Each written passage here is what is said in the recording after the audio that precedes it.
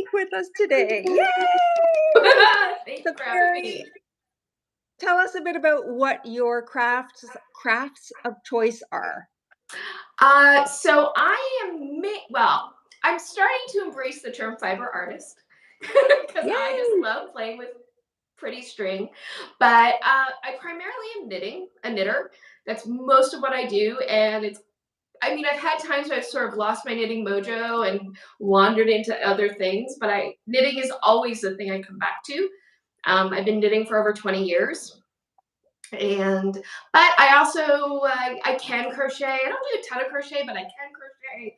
I really enjoy Tunisian crochet, so I have some of that here.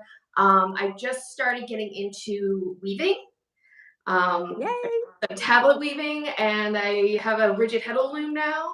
So yeah, but knitting is my first love when it comes to the Yeah. fiber crafts.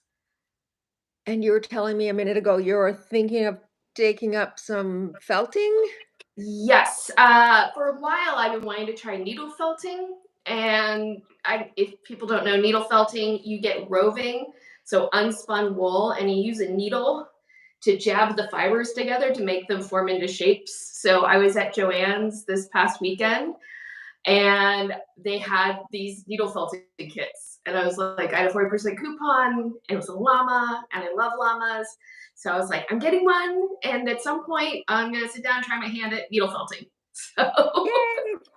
Needle yay! felting is fun. One of my friends at my weaving guild does a lot of needle felting, and she just whips out these little critters. Like she'll just sit and like all of a sudden I look and there's like six on the table in front of us. I don't know how. I think she maybe makes the balls ahead of time, like the Oh, the ball part of it, forms. and then she just whips up these little creatures. It's amazing.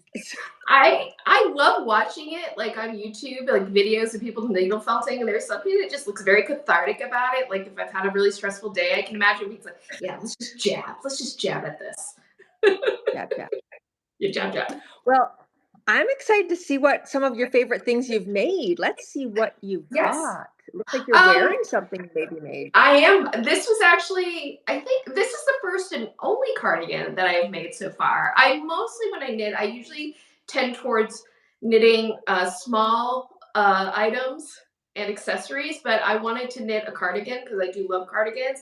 And so it's all squares. It's just squares that Oh, I, neat.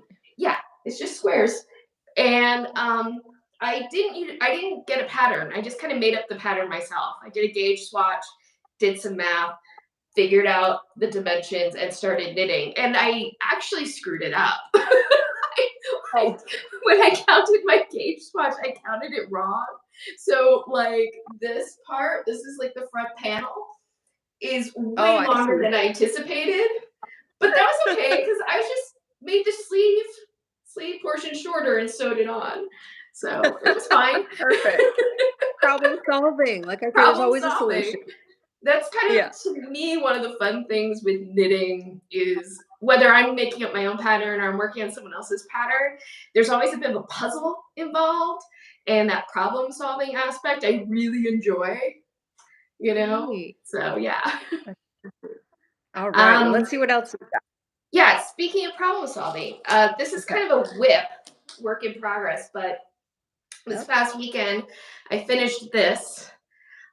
This is just a fingerless glove. It's stranded colorwork, Fair Isle. The Love it. pattern Gorgeous. is March Flowers by Carrie Bullock, Ozcan Designs. I always like to plug the designers. Yep. Please But do. yeah, the funny thing is, if you go on my TikTok, because I'm on TikTok and I'm on YouTube, I have videos about how I screwed this pattern up. The I've seen you pattern, frogging it and doing all oh yeah. kinds of things on TikTok. Yeah. But this pattern actually calls for what's called a afterthought thumb. So an afterthought thumb, you knit up to a certain point where your thumb hole is going to be, and then you just knit in a piece of waste yarn. Then you continue knitting. Then you take the waste yarn out and you have live stitches. Get those live stitches back up on a needle, and then you knit your thumb. Well, I think because of my hand, the shape of my hand, the pattern called for the thumb hole to be farther into the palm than what was right for my thumb. So I made mistakes were made at midnight. Like don't try to problem solve at midnight.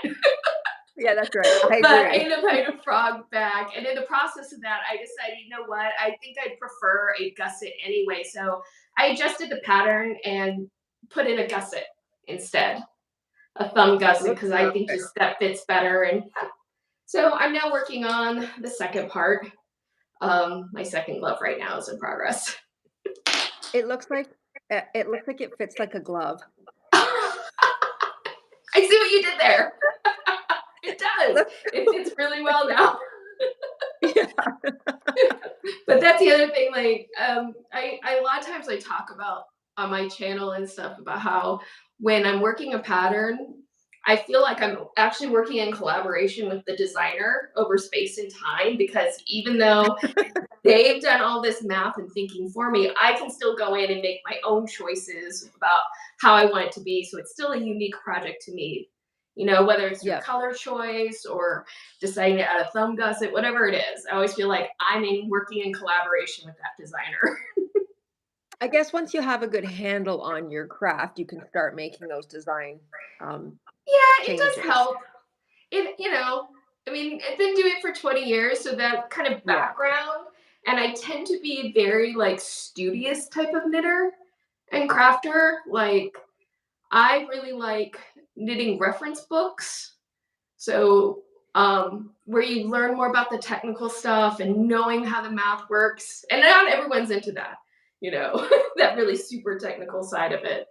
But it's Yeah. something that I really enjoy, and which is part of the reason I even started my YouTube channel, because I was like, I want videos that delve a little bit more into the technical structural side of knitting, and wasn't really finding them. So I'm like, well, let me make them. Perfect. Yeah, exactly. It's nice. Yeah. I love YouTube, and I love the way that we can get information across to people in such an Mhm. easy way. Yeah. Yeah, it's really fun, especially because it's fun because you, like you said, you get information in a different way, but also you get connected to other people who are into what you're into. Because it's funny to me because you wouldn't. I live in Los Angeles. You wouldn't think that Los Angeles would be a big knitting Mm. town, but in fact, it is. There's always been a large knitting community. I moved here right after college in like 1998. I'll age myself. And it was right around the time the book Stitch and Bitch came out, and Stitch and Bitch Nation. And it was a whole thing to start Stitch and Bitches, like get togethers. Oh, And in LA, gotcha. there's just ones all over the place. And I used Wow. to, and one of the ways I mostly first learned how to knit through books, because this was before YouTube. But Right. joining a Stitch and Bitch in West Hollywood is how I learned a lot more from other like knitters and stuff around me. But it's really nice with the internet to be able to connect with, other fibery people, high fiber people. From all over the world too, right? Like, Yeah, so cool. it's so I cool. had no idea you were from LA. I don't know why that's so shocking to me. I had no idea. Maybe because you're wearing a sweater. I don't think of that as from Yeah, I LA. wear, well, though, this is made of cotton. So Oh, nice. Okay. yeah, and it gets chilly here sometimes. But that is one of the reasons I Yeah. don't knit a lot of sweaters or cardigans, because it's like I don't get use out of them Yeah, necessarily. I'm in Canada. I'm almost always wearing a hoodie, almost Yeah, you're always always. in a wool. Yeah, It's but just I wear it like I'm so cold all the time. hmm All the LA, Yeah. LA can get cold. Like in the winter, especially at night, like the sun will go down and it'll start getting chilly. So like I wear a lot of layers. So I always like this. I One of my favorite projects is fingerless gloves and mitts, because it's just really easy to put on and just have that little extra bit of warmth when the sun goes Yeah, down. So yeah, cool. yeah. What else you wanna show us? Um, okay, so this has kind of been my year of color work. It seems like every year I get really into one type of knitting, and this year is color work. So this is like the second stranded color work project that I've done this year. The first one I did is this one, and I'm very excited for this one. So this is my s'mores cowl. This is also by the same designer as the glove. And Okay. I really loved how this turned out because I kind of went on my own adventure with the color sequencing. Like the motifs and the pattern pretty much follows what the designer did, but I really changed up when I used the magenta. I brought in more Mm. of the magenta than it was planned and stuff. So this is my s'mores cowl. And if the reason I used magenta for this is because this is actually going to be featured in my video that I'm uploading on Friday. That's going to post to YouTube on Friday. I'm part of a group of fiber artists who are doing kind of a Pantone Color of the Year challenge. Yeah, the Oh, color of the year this year is Viva Magenta.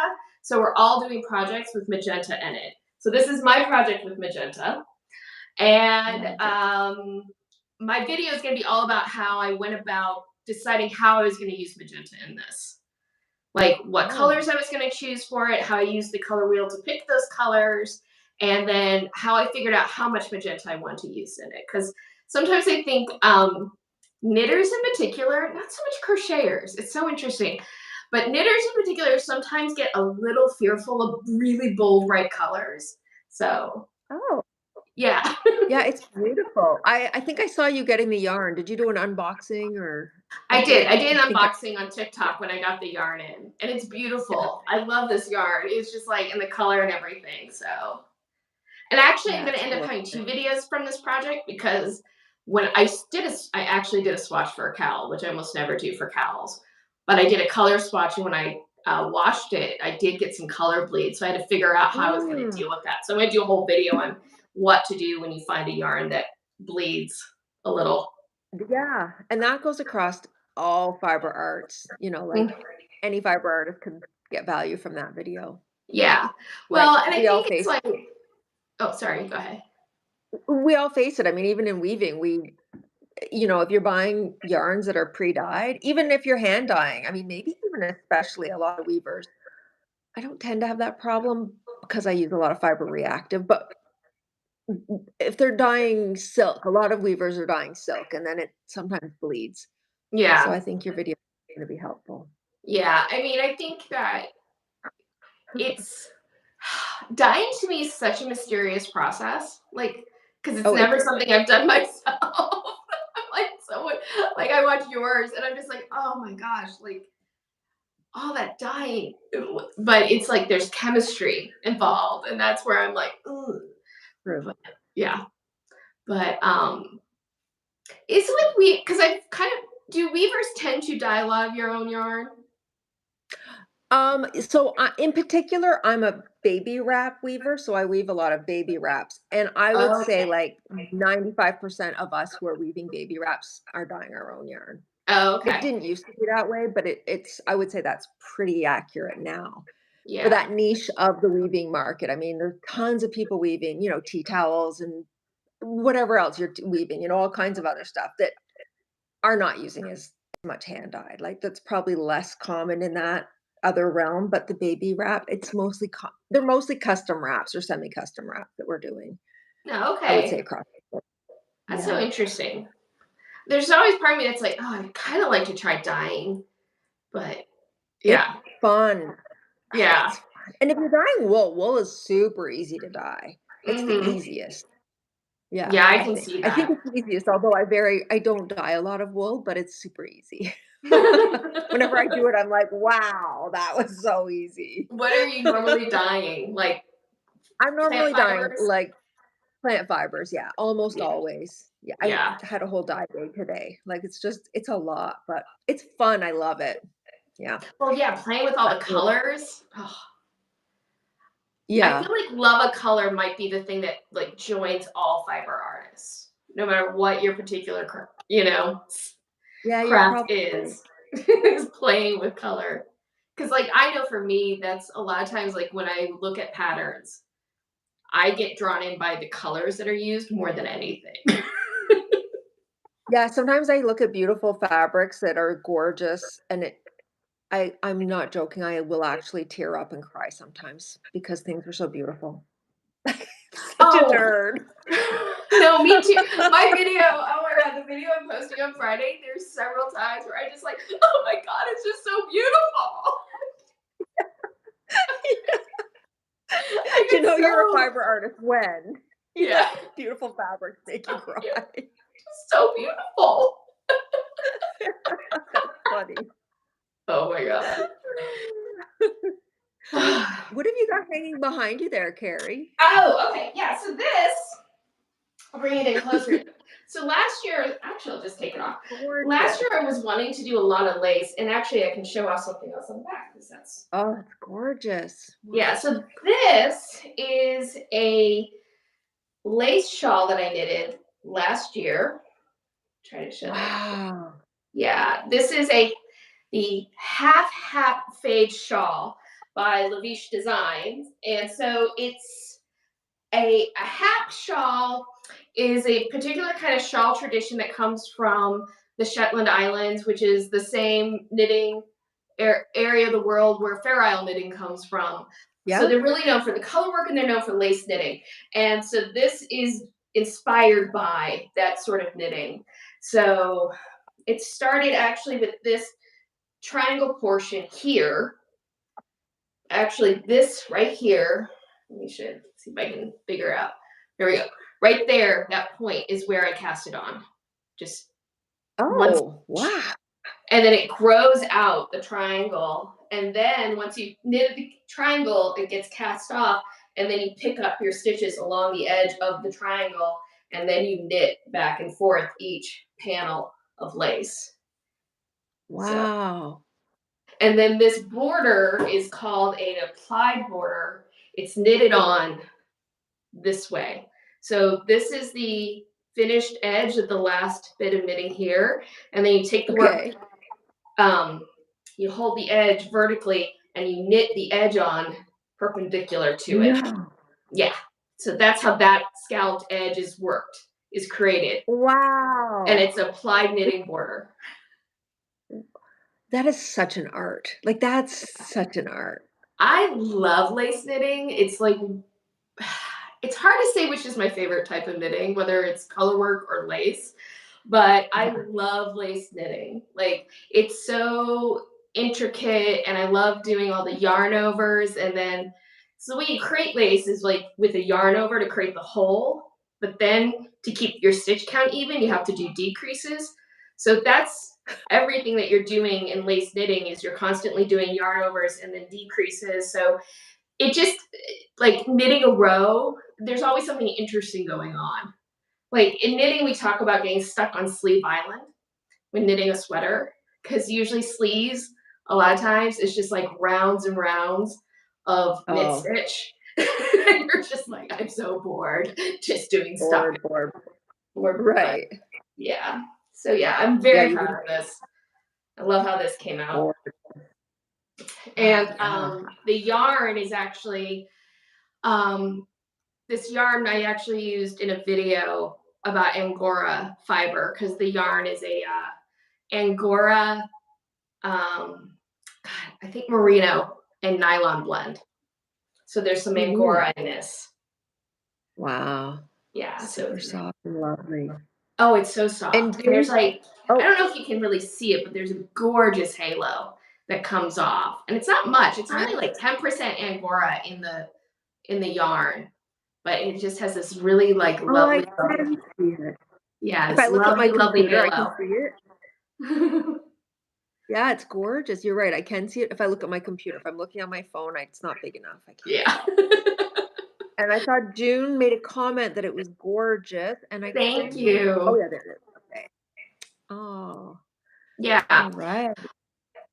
If you want to link to the designer who designed the shawl on my, if you go to my YouTube channel and you search for Angora, you'll see my video, and in it, there's a link to this pattern because Okay.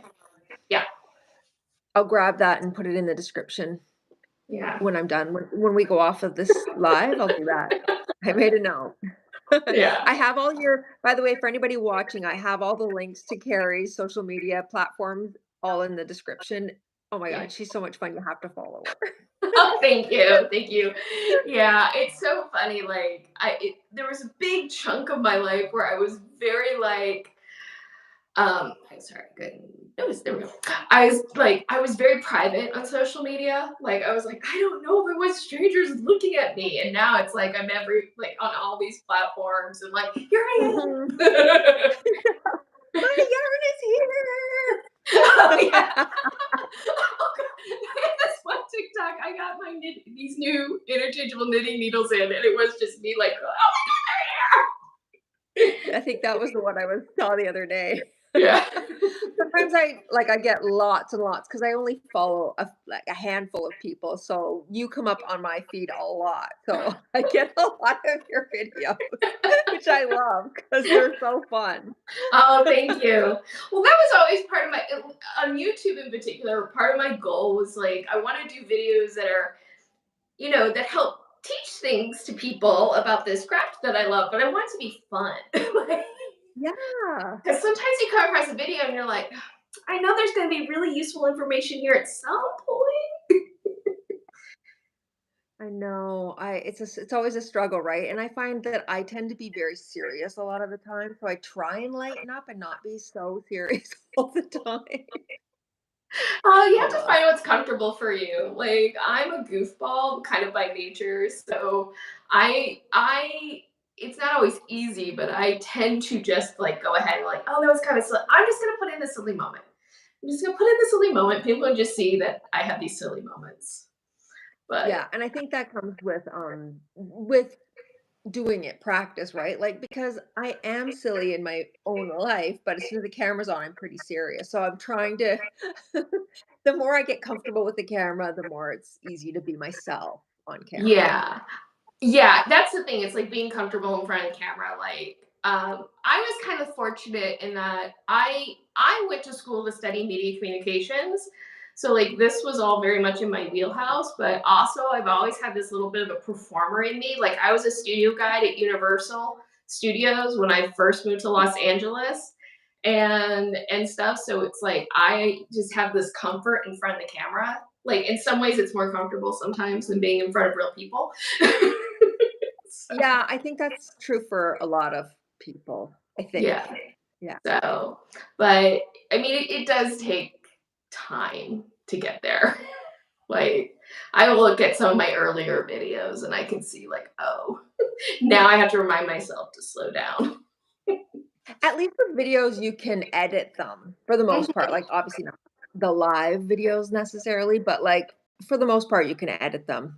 I used to do a lot of uh, theater, like live theater in my community. That was very different, but I don't know. I felt comfortable on stage, but it's different with the camera. It's just different. Oh yeah, no, being on a stage and being in front of a camera are very different. Like, because Oh there's yeah, this thing totally. about it's almost this is something I do struggle. It's like sometimes it's hard to just look into the camera lens. You know, that Yeah, is. it's just you and a camera lens, right? But when Mhm. you're in an au if you have an audience, like, they're reacting to what you're saying, and they're part of the performance almost, right? Like, you really at least for me, I think it's normal. You kind of feed off the audience energy too, right? Like, your Yeah. performance is gonna change based on your audience. So but you don't get that, you don't get any feedback with your camera. No. So, No. No feedback with the camera. no feedback. Yeah, and you know right away what's a hit and what's a miss when you're in a when you have a live audience. Yeah, you know So that next time working. you do it, you yeah, but Yeah, anyways, whatever. whatever. What about your yellow item back there? You gonna Okay, show yeah, us so that? this, let's see, because this will be easier to see on. This is broomstick lace. Oh, So I'll show the broomstick. back because that's where it really shines. So broomstick Wow. lace it's really a crochet technique, but it usually involves a knitting needle. So in broomstick lace, you pull up large, you use usually a really large knitting needle, and you pull up loops that go onto it, right? Like a certain number of loops, and then you use your crochet hook and use crochet chains to form those loops together. And like, Okay. So it sounds like a hybrid between knitting and crocheting. yeah, exactly. So you can kind of Let me take this off for a second. Thank you, Miss Blue. Oops. There we go. Okay. So this section here is really what like traditional broomstick lace right up here. That's not even the best example. I'm trying to find a sample of it. Yeah. Okay. There we go. So this section here is like what broomstick lace kind of traditionally looks like. Okay. Yeah. And then but there's all sorts of things that you can do it with it to kind of cross the loops together and bind them together with the crochet. But yeah, it's really, this is the only thing I've ever really made with broomstick lace. I took a class online and made this, Really? and it's You made that from beautiful. a class online. That's Yeah, I did this amazing. with a class. So it's the only thing I've ever really done with broomstick lace. It's one of I those love it. techniques that there's not a lot of patterns for. So, I but I guess really you're enjoyed right. making it. Yeah. So I know this is probably a hard question to answer, and I know as a weaver I get this question and it's almost impossible to answer, but how long do you think it took you to make that? This, trying to think. I would say I think at the time I was on a hiatus. I work in television, so I think I was in between TV shows at the time that I made this. So I had like a lot of time to concentrate and really spend on it. So I think I probably did this in about a month. Wow. Yeah. That seems So that seems fast, but also, I mean, if you're really dedicating a lot of your time, then you probably have a lot of hours into it. yeah, that's the thing. It's a lot of hours. It was definitely a lot of hours. But I'm not sure because I made this over 10 years ago now. Probably. Well, Oh, maybe okay. not over 10 years ago. But it's been like 7 or 8 years ago, so it's hard for me to remember. I kind Yeah. of when I'm working on something, I never really keep track of how long it takes me to do it. Especially Right. because this is like one of the few projects I've ever done where I started it and I finished it all in kind of one run. A lot of times I start a project, it kind of gets put down, I start another project, then I go back to that project. A lot of times I have like two or three whips going on. So I never really have a sense of how long something takes me to do. Gotcha. Because yeah, I'm like, I don't know. I like a pair of socks. I know if I do like a vanilla pair of socks and that's all I'm knitting and I'm working at it on it like a couple of hours at night, it'll probably take me a couple of weeks to do the pair. Like that's the one thing I know how long it usually takes me to do. Right. Yeah. That's a lot of hours really, I guess, but yet it seems fast. For me it's a lifetime to make a pair of socks. Like I've wanted to forever and I've never managed. Yeah. I've never even started. I've just started in my head 1,000 times. I see Yeah. patterns. I go down the rabbit hole of like, "Oh, no, I'm definitely gonna do this," and I research and I find patterns, and then I never start. I never start. I agree, Jude. I love knitting socks too. Yeah, I for a long time I resisted knitting socks because I've never actually particularly enjoyed wearing socks. I'm like, I'm not interested. Then I decided, for whatever reason, I was like, let me take an online sock knitting class. And I Oh, fell in love with knitting socks. I was just like, that's what oh I my, do. I get it now. I get why people, like, there are people who that's all they knit. And let me see. Oh, they're down here. Okay. Yeah. I'll show you the second pair of socks I ever knitted. Sorry. Okay, Sorry, yeah. as I reach my thumb across the screen, I keep getting these notices. I'm like, oh wait, I'm online. But this is the second pair of socks I ever knitted. It's color work. But this is mosaic knitting, which is like the So easiest fun. color work to do in terms of like And then this type of thing that looks like stranded color work, but it's not. Um, oh, it's a slip stitch technique. So each row is knitted with just one color, oh, and you knit for that row. You knit one color, and then you slip the second color. whatever that means, yeah, I know. If you're out there watching as a knitter, you know what that is. Yeah. And yeah, So and it was the first sock I designed too. Oh, cool. Yeah, You designed your second pair of socks that you ever knit. yeah. Well, because once you kind of know the basics of how to do a sock, it's like, okay, there's a basic pattern because a sock is just a tube and a tube joined by like a little like curve that you got to do, right? Right. So once you know that, it's like, okay, that's what a sock is. That's the shape of it. And this is mosaic knitting. So I just took a pattern of a book of mosaic stitch pattern. So I took it and I found this stitch pattern. I really liked it. So I just did the math Pretty. and figured it out. I think I So, should take a sock knitting class. You wanna do a sock knitting class? oh, I'll I take it. have videos on sock knitting, but I really should do a series of videos on how to knit a basic sock. Yes, Because I would love that. yeah, because Oh, if you June's asking, "What's your favorite heel?" my favorite heel for me personally to wear and to work is the boomerang short row heel. And I have a video on it on how to do What's it it. called? You you It's cut a out there short on my row heel, and it's called a boomerang short row heel. So a short okay. row heel, this in fact this is a short row heel.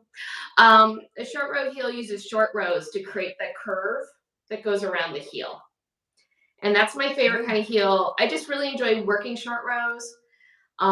So I really enjoy the process. And it for my foot, it fits very well. Not everybody loves a short row heel because people who have high insteps, sometimes the short row heel is a little too shallow for them. But oh, yeah. Um, so they a lot of times prefer a type of heel called a flap and gusset, which I know. Oh, this is a flap and gusset heel. Oh, I still have to weave in my ends. So many whips or whips, only because I haven't woven in ends. But this is a sock I knitted last year, and this is a flap and gusset heel. oh, So you knit a flap flat. So this I okay. work from the top down. So you start at the top and you knit down, and then you get to a point where you want your heel, and then you work this flap flat. All right. Then you do what's called a heel turn, and that brings the little curvature around the heel that creates a little pocket for your heel to sit in. And then you have to pick up stitches along the flap, and then you have more stitches than what you need for the foot. And the reason it's called a gusset is those extra stitches get decreased away, and that's what creates the gusset in the heel. So, yeah, that's a flap and gusset. And the Cool. flap and gusset is really popular a lot of times because it's very adjustable. You can make it deeper or shallower simply by how long you make your flap. So Interesting. it's very customizable. You'll, yeah, When you know how. if you know how to do it. Therein lies Everything's the easy when you know how. yeah, exactly. And that's the thing. I wouldn't say it's easy. I just say like if you have basic knitting skills, like being able to pick up stitches, being able to do decreases, understanding the basics of a short row, then you have the skills you need to learn how to do a flap and gusset. June C, What my did June preference is say? toe up, but yeah, I But she said am. toe up, but have made top down too, have tried many different heels. Yes, Okay. I am an odd knitter, sock knitter, in that I am very neutral when it comes to toe up versus cuff down socks. Um, I I I'm happy to do it either way. I enjoy working socks in either direction. I have no preference. I've done both, It's like but in the equivalent in weaving is probably do you thread front to back or back to front? Like it's the perpetual argument for weavers. yeah, it's a Everyone constant. people swear by their way and it's the only way. But as you know, like it's the same with knitting sock top down or toe up, I think. Yeah, it's a You get to the matter. same place in the end. Yeah, you end up with the same shape. I mean, there are some types of heel that are easier to do going one direction or the other, like a flap and gusset. You can do a flap and gusset. So in a toe up sock, you start at the toe and then you work up to the heel, do your heel turn and then work up to the cuff. And a flap and gusset can be done from toe up, but there's a little bit more math involved. It's not as easy. So a lot of times people for toe up socks will do heel techniques like short rows or and things like that where you don't have to pick up stitches or anything. The stitch count stays pretty much the same throughout. But they really like it because the toe, you don't have to do any grafting or anything at the end. And so, yeah, like there's some techniques, heel techniques that work better or only can be done in one direction, but mostly it's just what you enjoy knitting. Awesome. Yeah. Carrie, I really want you to show that book that you showed me Oh, earlier yes, because yes, I yes, think yes. I need that book, and so I definitely want to have a recording of it so that I can Yeah. look for it. So this is the book that I learned to knit from. It's called The Complete Encyclopedia of Needlework. It's by Therese de Delamont, and this was written in the mid or late 1800s. Let me see. See if I can find the copyright. The original. 1884. It was first published in France in 1884. I Wow. affectionately call this my asbestos book because Oh, there is advice in here, I kid you not, about it's really important when you're working with this book covers all sorts of needlework, knitting, crochet, needlework, um, everything pretty much, tatting. And so there's advice in here about like storing your stainless steel needles for embroidery and, just keep them in a little bag of asbestos so they don't rust. And there's a voice like, oh, you want to keep your hands nice and sorry, it just keeps happening. You want to keep your hands dry while you're working. So have a little pouch of asbestos next to you. So you just dip your hands in the asbestos to keep them dry. wow. I know. But I mean, it's 1884. They didn't know about They mesothelioma. didn't know.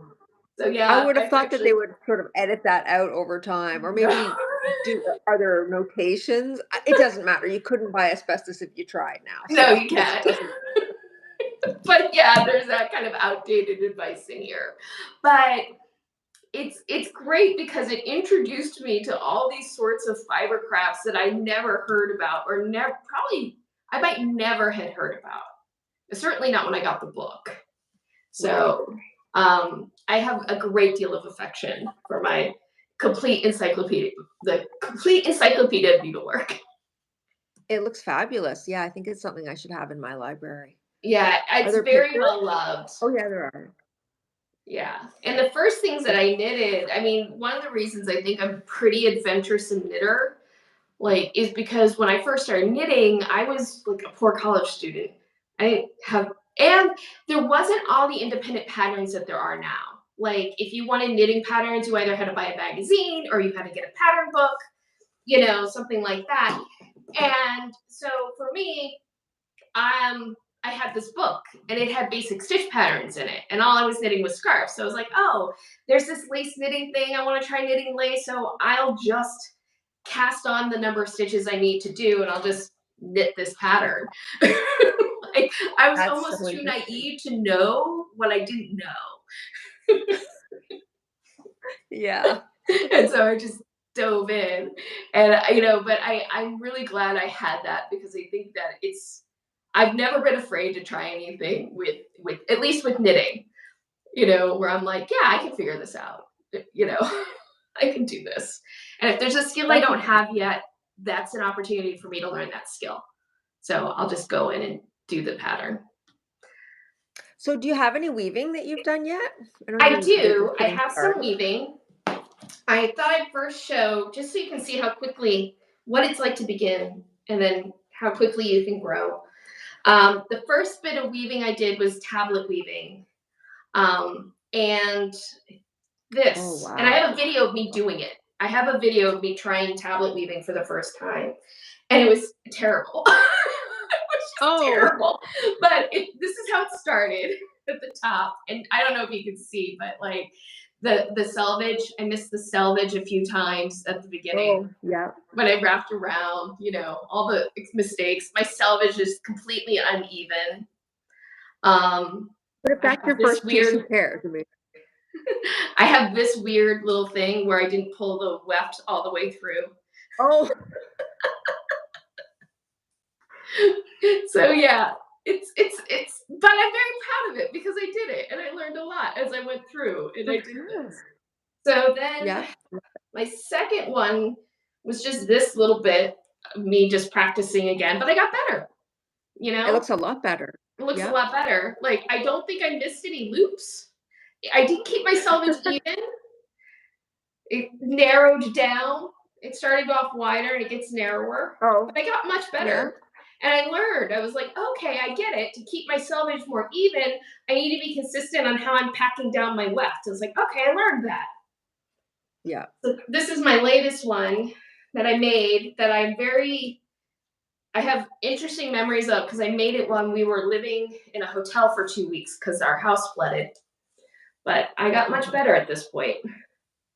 Just this Yeah. long bit of tablet weaving. Oops, there's the right side. So do you attach the end of that to something and then do you Yeah. put the tension on yourself or Yeah. how? So with tablet weaving, I mean, you can use a box loom. There are people who use box looms. There are people who use like a more like a weighted loom because I don't know if you're familiar with tablet weaving, but for anyone who's watching who's not, tablet weaving is done with what are called tablets or cards. Yeah. So these are tablets that you use in tablet weaving, and the four corners you put the one weft through each hole in the corner, right? Weft or And warp? That would be warp, right? warp. I'm sorry, I said weft, warp. Okay. So you put one warp through each hole, and then they sit like this. And to open the shed, you twist the cards, and that opens the shed, and it twists the warps together. And then the weft, it's a warp facing technique. So when you see this, all you're seeing are the warps because the weft just locks in that twist that's in it. Gotcha. And so the nice thing about like tablet weaving is it's what kind of yarn did you use in your tablet weaving? It's beautiful. This yarn is Premier Cotton. It's just a basic cotton yarn that I used. But the thing with tablet weaving obviously just is going to create a narrow band. And Yeah. in terms of attaching it, oh yeah, so I used the backstrap method.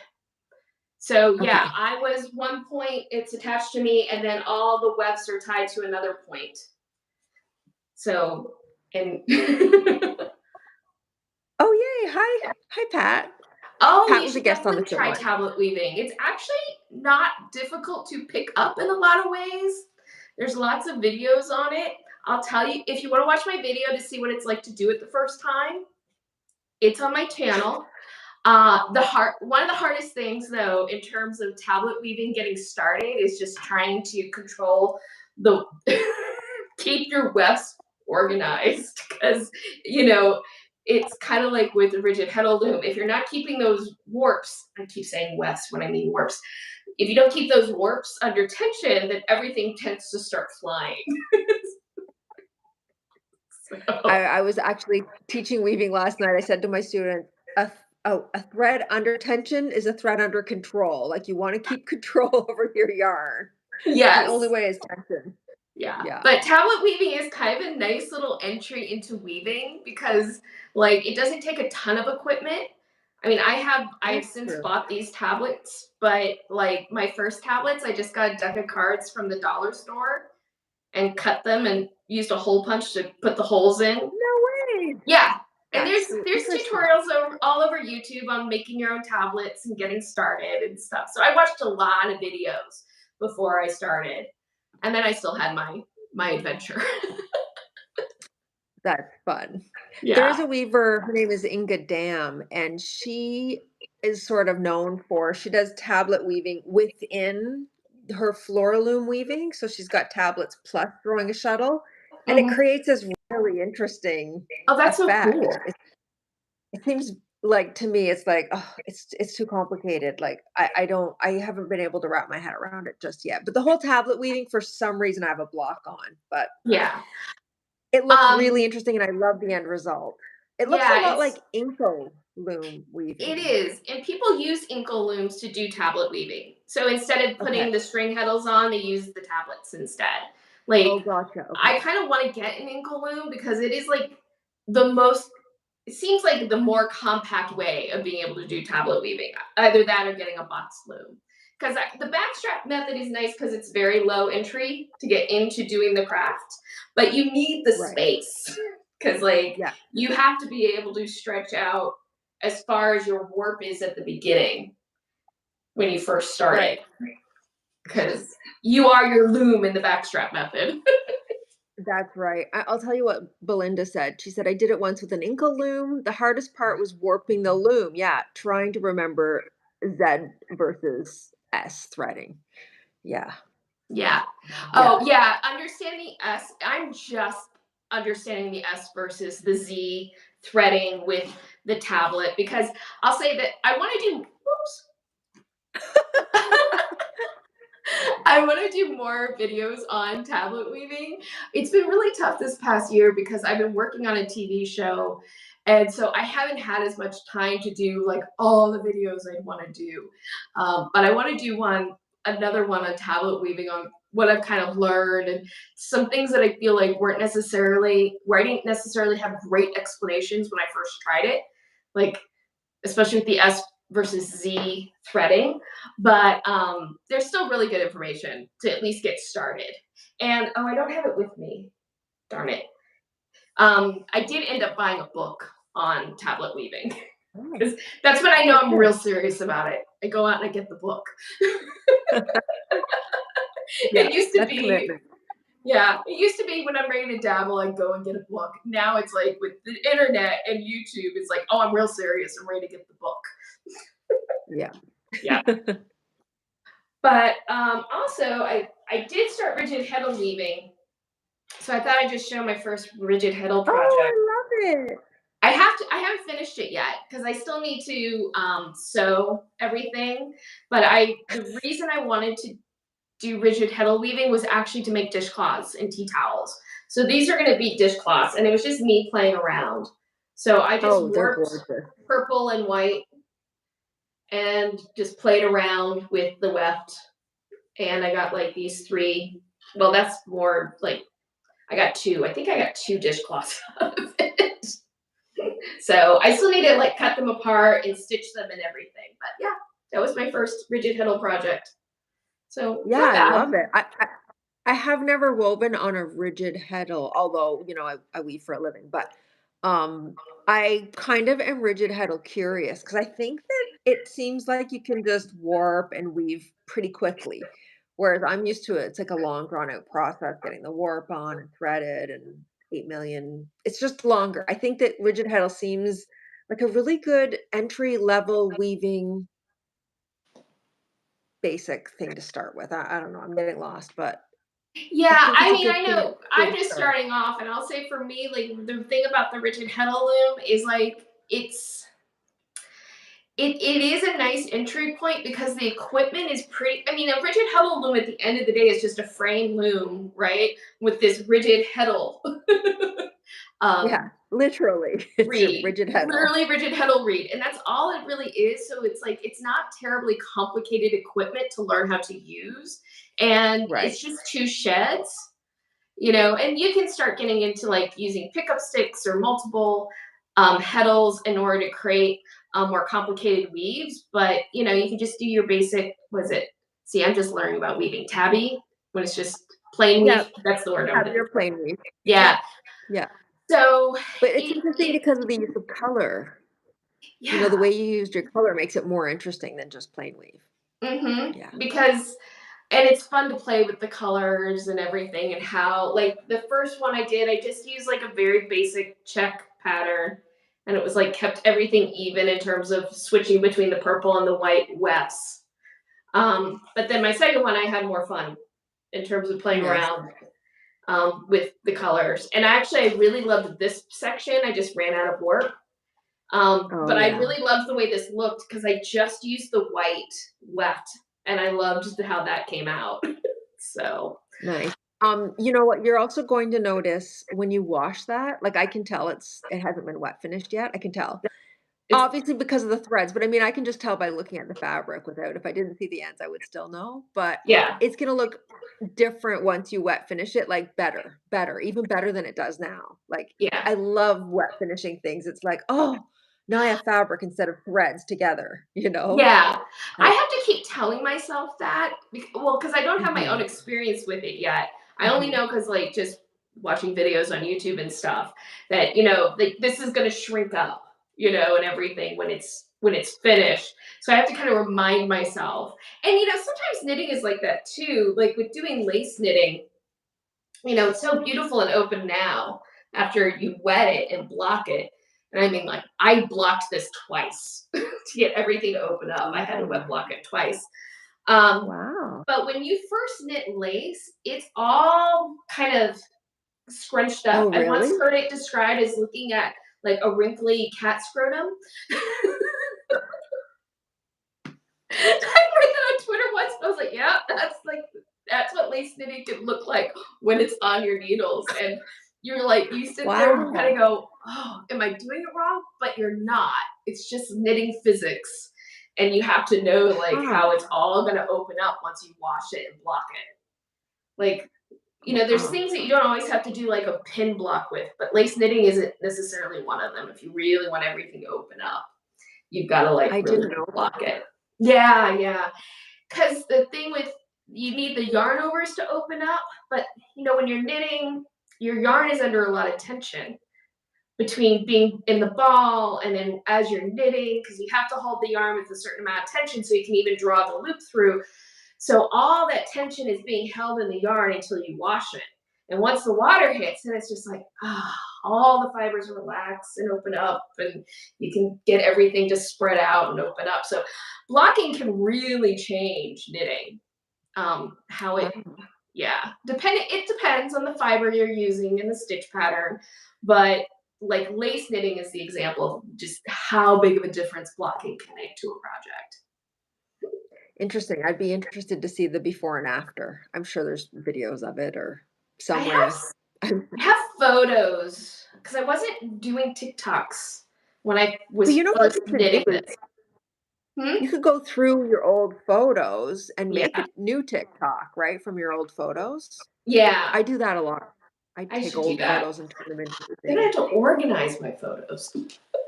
The worst when it comes to organizing my photos. I'm just terrible I at it. just scroll through, scroll, that one. Yeah. Yeah. That's the fun thing. Again, that is really the fun thing with TikTok is how you can really just like, oh, I'll just make a silly little video right now. I've been working on this mission on my sorry, this is a little off track, but on my TikTok of going through like I go to my videos on my phone and I scroll all the way back to the whenever 2016 and then I slowly been going through them and anything I think is cool, I TikTok it. I put a little 10-second TikTok up a little while ago and it's got like 600,000 views on it. And it's the silliest little it's like 10 seconds of just my daughter fringe twisting. Oh, that's That's so it. funny. It's so interesting, like the things that will kind of like the algorithm will like pick up on and people will get excited I about because don't I know, I'm like, "What is it about this video that everybody loves?" And now it's taken off, I posted it on Facebook, and it's had, like just today, it's had, like, 150,000 views, like, oh I'm wow, like, that's "Why are great. people loving that video?" I don't get it, but I don't know, people Because love it, it's people love it. I know, people love like it, you never and it's from 20 that video is from 2018. oh yeah, I should look at my old videos. I've done that somewhat. Like sometimes I'll take a video that I put on YouTube and I'll just take a piece of it, and Yeah. just throw it out there as a short or something. But yeah, it's fun. And I do think that people kind of enjoy seeing the process of someone making something. Like Yes, I know I I think do. that's true. Yeah. There's something really soothing sometimes about watching someone weave or knit or crochet or whatever, and it's just kind of fascinating, the movements and everything. Like I watch spinners and I'm just like, oh, how it's like magic. It's just I know, magic. it's kind of mesmerizing, right? The just Like the draw the drawing. It's and so the yeah, sound. yeah. It's that Yeah. ASMR kind of it hits the right points in Yeah. our brain that we like. Yeah. Hmm. People like watching videos of threading heddles too. That's always a popular one for some reason. People Oh like yeah. that. Oh, that's the Not one that thing I I'll say personally, about but doing the rigid heddle loom is learning, like, and I knew it from my experience with the tablet weaving, that the hard part is the warping. And it was like with oh rigid yeah. heddle weaving, it was like the amount of time it takes. Like I was not prepared of like, you know, measure, and I was doing what's called direct warping. So measuring out the warp, getting it rolled up, and then slaying the reed and all that. Like I was not I thought it would take an hour, 2 hours, maybe. It was like an all-day project for me, and I know, like, as I get more experience I'll get more efficient at it. Oh I'm just yeah. not there yet, but I was teaching my weaving class last night. It was my first class, my students' first time being in in front of a loom. And I had them measure their warp, and then they were getting it on the loom and they were threading. And I was thinking, wow, I was thinking to myself, these guys are so fast. I cannot believe they're at this point already. And I'm thinking this, and the one looks at the other and she goes, this takes forever, doesn't it? She goes, yeah. I'm thinking, no, you guys are so fast. Like, that's so funny. I was thinking, You're almost ready to weave, and it's only we were only 3 hours, and they were just about ready to weave." How is that She's even like, possible? "Right." Anyways, it's like, yes, the warping is the part that takes and the dressing the loom. Mm, Yeah, the whole dressing the loom. yeah, but what it is very relaxing once you sit down though and you start, throwing your picks and doing all of that. It's very relaxing, and I really enjoy with the rigid heddle loom, like just the sounds of like taking the reed and packing the weft and then putting it back. The whole sound of like the wood clicking when you put the reed back in place and everything. It's just, yeah, it's just very soothing. Yeah. Crafting is soothing. I like you're saying it's soothing. I do it for a living, so I usually wear sound canceling headphones and I listen to audiobooks and stuff while Yeah, I weave. But this is the most amazing thing about weaving for me. I wear listen to it I only allow myself to listen to audiobooks when I'm weaving. So it's like I've combined relaxing and work together. And yeah, like it's like a reward to get to weave. Like it's like the reward when I get to sit and actually just weave. It's like yeah. it's so nice. And yet that's my job. Uh huh. Like it's so Well, good. I it's love it. it's really great to still feel that way about your job, because like I've always been very hesitant to monetize any of the crafts that I do. I didn't bring any examples of this, but something else I do is seed bead weaving and making seed bead jewelry. And I love it, and it's something that my mother-in-law introduced me to, and I make these pieces, and people are like, "Oh, you should sell them," and I'm like, "Ah, then it's a job, and it's gonna take away from the joy of it," and it's like, Yeah, for me, like I feel like that's gonna put pressure on me, and I don't want that. I just want to like it make does. my things and wear them, and just feel like I'm walking around wearing my art. I remember asking a knitter friend many, many years ago before I was a weaver, and I was like, "Wow, your knitting is amazing. Like, you should totally sell it." She's like, "I couldn't afford to sell it. Are you kidding me?" I was like, And "I don't nobody would buy it understand." for those prices. Yeah, and then she explained it to me, and I was like, "Oh, I get it now. Okay, right. If you Yeah. spend 40 hours making something, like, people have to compensate you for that time, of course, plus the yarn, plus your skills." Like, yeah, people can't yeah. I mean, people, it's a kind of ongoing joke in the knitting community about like people going like, "Oh, would you make me a sweater? Like I'll buy, I'll pay for the yarn." It's like, "Well, if I make you and you buy my sweater, it's going to be like $340." And they're like, "I could buy it for cheaper at Target." It's like, Yeah, you Well, can, yeah. but you're not gonna have a Yes. hand-knit sweater. It's like, but Yeah. yeah, that's it Yeah, you is can't. like, oh, the other one, "Oh, you must save so much money knitting your own things." Oh, It's like, no, not even a little bit. no, I probably spend more to make it myself and knit my Right? own. I know I spend more to make it myself. It's way less expensive to go buy socks than it is for me to knit them. But Yeah. I'm not gonna get this. I'm not gonna get this sock at Target. I don't think this is like one of my Exactly. Oh my masterpieces. god. This is a Ah, toe up sock that I made, and I designed wow, this. magnificent. Yeah, this is like Oh god, something I consider like my masterpiece. you've been So holding out this whole time with that in your bag in front of you, and you didn't show us till now? yeah, I like I come from the entertainment world. You know, I gotta have the surprise. Uh, I love it. I love it with my whole heart. Yeah, Wow, it's magnificent. yeah, and this uses yes, I did. Did I use it? Yeah, I used a short reel for this. Do you wear these socks? Are you wearing these socks? I Or have do not you had knit them and, occasion to like, wear put them this. up on This the is a wall? knee-high sock. Yeah. It's a knee-high sock. I have not had occasion to wear this. I have worn the mosaic socks I showed earlier. I've worn. I got a pair of boots a few years ago before the paninis. That it was a pair of boots that didn't have a tongue in it, so you could actually see my socks through them. Because I Oh, also this is like my other kind of what I consider a masterpiece sock that I designed. oh, Um, fun. and this sock is actually the picture on my YouTube banner is and my logo is like my feet wearing these socks. But yeah, Oh, that's so fun. yeah. So, Love it. so yeah, these I've worn. So more like this size I'll wear, but I don't. I have not worn my knee-high socks. I have two pairs that I've made. I don't have the other one with me, but I've made two pairs of knee-high socks, and I have worn them. I have not worn those, It's but like you need to frame them and put them on the wall, they're so perfect.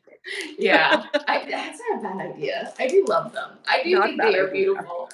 Like, I'm They very are. proud of this. I'm very proud of this pair of socks. Like, in my plastic, bag.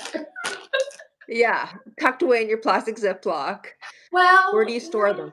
I have to protect them against moths as best I can. Are they wool? These are wool. Yeah, Gotcha. yeah. Do you I'll usually knit your socks in wool? generally yes. I mean, I have knitted cotton socks. Cotton is tricky though because like cotton has no elasticity, right? And you do need Right. elasticity in your socks. So you have to have sock yarn that has nylon in it. And there are some cotton yarns that are designed for sock making, but there's not a lot. Usually what you find Okay. is wool. Like, and I'm very picky. Like most sock yarns you find will be like superwash merino, and it's super soft, right? It's very soft. It's merino, but it doesn't wear well because like that's the thing about the softer the yarn, the finer it is, the Right. weaker it is. So and Right. socks are a very hard wearing item. So I really seek out for wool like superwash Highland wool yarn because it's still soft, but it's sturdier than merino. So Right. um trying to remember which this might be merino. These might be merino, I'm not positive. This is Highland. This is superwash Highland yarn. Yeah. Gotcha. Actually, this this dark teal is the dark teal that's in this sock. Oh. Oh, Yeah. yeah. Yeah. I had leftovers, so I made this. Yeah. I love it. Actually, the coral here is in this sock. That's this coral pink. It's Oh, the same yarn. yeah. Yeah, Huh. and you can kind of see like this is the fun with color. As a weaver is like look how different they look Oh, yeah. Very because like different. the coral against the cream is so different than the coral against the teal and then this lime green. So Yeah. they look different. Yeah, I But wouldn't have thought they were the same color. Yep, same Yeah, color, very same yarn. pretty. Wow, Yeah. amazing. Oh, I think I'm gonna sneeze. Oh no. Maybe not. Okay, maybe it's going away now. Do you So have yeah. anything else to show us, Carrie?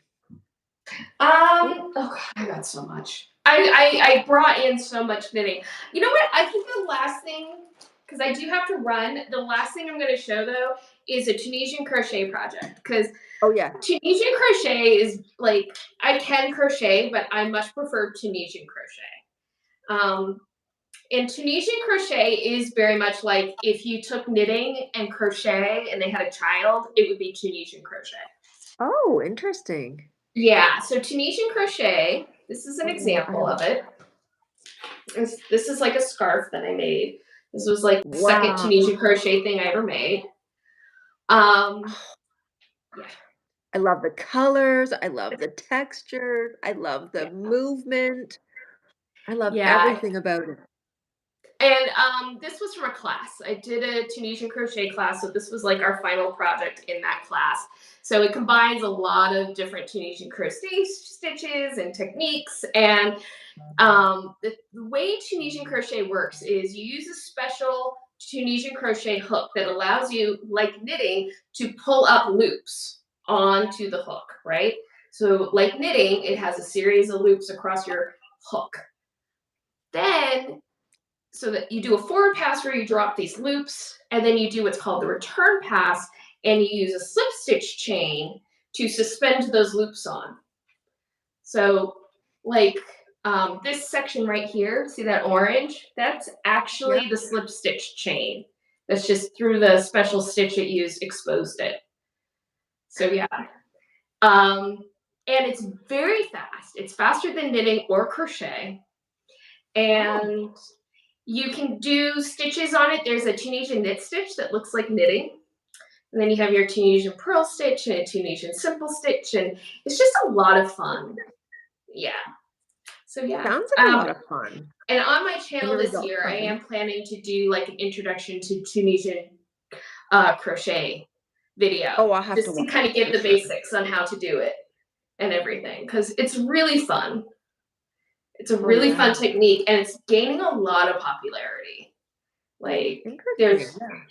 there's more designers. Like when I did this, you hardly saw any Tunisian crochet patterns. Now there are like Tunisian crochet designers that are putting out their patterns and stuff. And Oh neat. yeah, it's like people are becoming more aware of this. And it's great because like I said, it's a really fun way to make cloth. I think it's gorgeous. I would like to learn it. So if you make that video, I will be following along, Yes. hopefully learning a thing or two. Hopefully in All the right, next month Carrie. or so.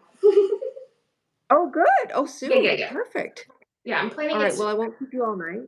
Oh, Okay. sorry. No, that's okay. You go ahead and tell us what you want to tell us.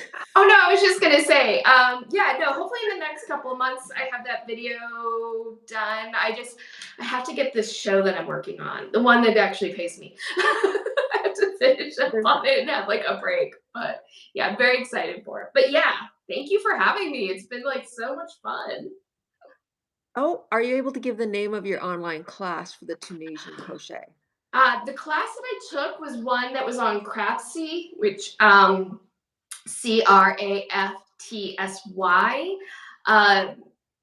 I don't recommend Craftsy so much anymore. It used to be a great platform, but what happened with Craftsy, I should do a video about it. It's kind of sad. Craftsy was this great platform where they had all these craft video instructors. I learned a lot on it.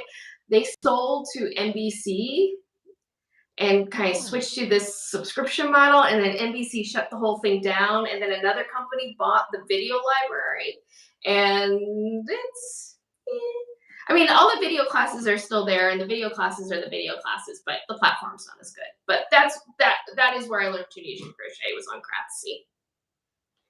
oh, interesting. Well, maybe you'll have to do a class. Yeah. Like on your video, is your video going to be a tutorial or just like Yeah, it's kind gonna of be a showing? tutorial on like, just like the basics. Like this is the equipment you need. This is like how you cast on. This is the basic Tunisian simple stitch. So just to get started. Well, that'll right, and then you can look up patterns and Mhm. figure it out, right, and Yeah. practice. Okay, I'm going to let you go. It's after 7 now, Yes. and I know you have other things to do. I'm actually doing a podcast tonight for somebody on somebody else's channel, funny Oh, enough. Anyway, so I have to all over let the you place. go. It's not for I have almost an hour before that. Anyways, thank you so much. It's been such a pleasure having you. What a time. And anybody watching, definitely go check out Carrie. Again, her information is in the description below. June says, thank you. You're welcome, June. Thanks for being here. We really appreciate it. And I'll see you all later next Thank you. Wednesday. I'm just Bye. going to quickly say next Wednesday, I have Jennifer Budd here we're going to be an hour later though next week at 7. All right. Goodbye for now. And we'll see you next time. Bye. And